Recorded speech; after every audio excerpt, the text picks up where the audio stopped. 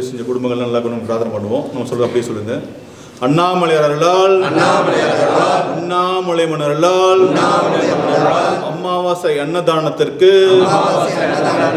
உதவி செய்த குடும்பங்களின் அறியாது சேர்ந்த பித்ருதோஷங்கள் நீங்கி, சர்வ ரோகங்கள் நீங்கி, சர்வதோஷங்கள் நீங்கி, அவரது வாழ்க்கையில் தனம், தானியம், சந்தானம், தைரியம், பலம், ராஜ்யம், வாகனம் ஆகிய அஷ்ட ஐஸ்வர்யங்கள் பெற்று சம்பூர்ண ஆரோக்கியம் பெற்று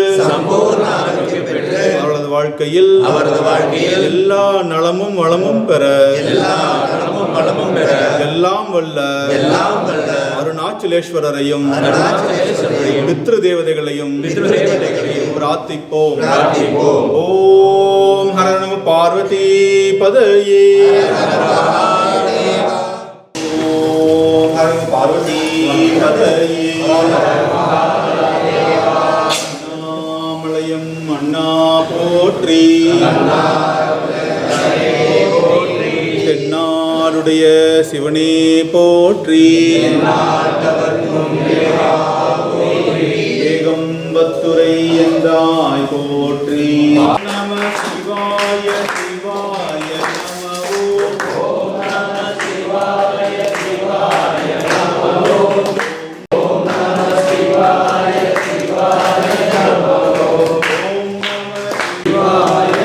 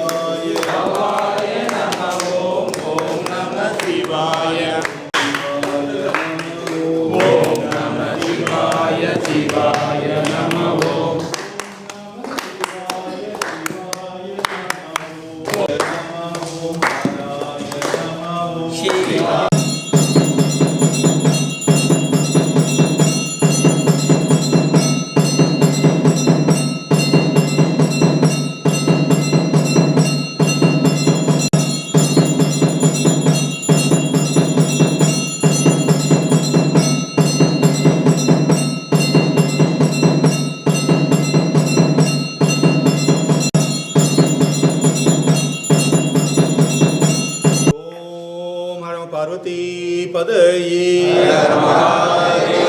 அண்ணாமலையாருக்கு ஓம் பித்ருகணாய வித்மஹே ஜகத்தாரிணி தீமஹி தன்னோ பித்ரு பிரச்சோதயாத்.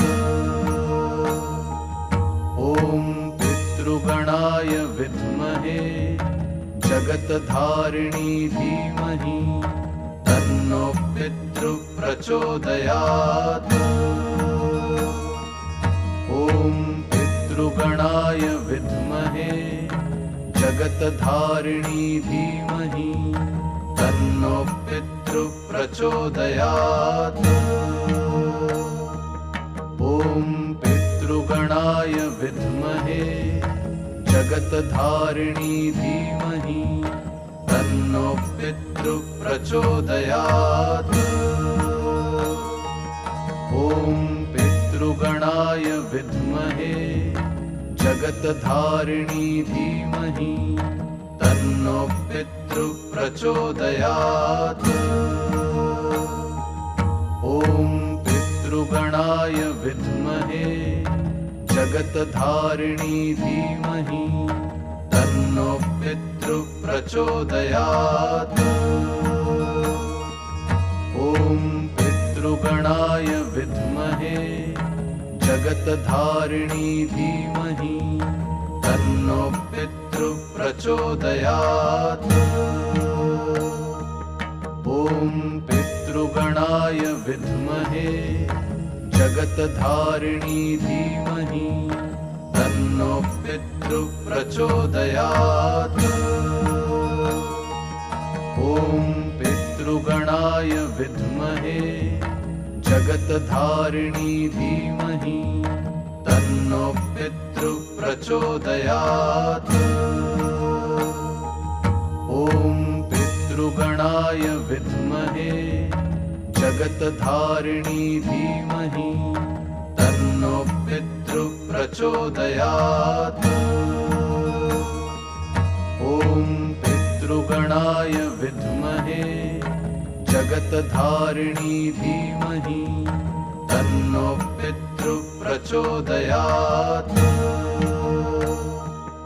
ॐ पितृगणाय विद्महे जगतधारिणी धीमहि तन्नो पितृप्रचोदयात्। ॐ पितृगणाय विद्महे जगतधारिणी धीमहि तन्नो पितृप्रचोदयात्। ॐ पितृगणाय विद्महे जगतधारिणी धीमहि तन्नो पितृप्रचोदयात्। ॐ पितृगणाय विद्महे जगतधारिणी धीमहि तन्नो पितृप्रचोदयात्। ॐ पितृगणाय विद्महे जगतधारिणी धीमहि तन्नो पितृप्रचोदयात्। ॐ पितृगणाय विद्महे जगतधारिणी धीमहि तन्नो पितृप्रचोदयात्। ॐ पितृगणाय विद्महे जगतधारिणी धीमहि तन्नो पितृप्रचोदयात्। ॐ पितृगणाय विद्महे जगतधारिणी धीमहि तन्नो पितृप्रचोदयात्। ॐ पितृगणाय विद्महे जगतधारिणी धीमहि तन्नो पितृप्रचोदयात्। ॐ पितृगणाय विद्महे जगतधारिणी धीमहि तन्नो पितृप्रचोदयात्। ॐ पितृगणाय विद्महे जगतधारिणी धीमहि तन्नो पितृप्रचोदयात्। ॐ पितृगणाय विद्महे जगतधारिणी धीमहि तन्नो पितृप्रचोदयात्। ॐ पितृगणाय विद्महे जगतधारिणी धीमहि तन्नो पितृप्रचोदयात्। ॐ पितृगणाय विद्महे जगतधारिणी धीमहि तन्नो पितृप्रचोदयात्।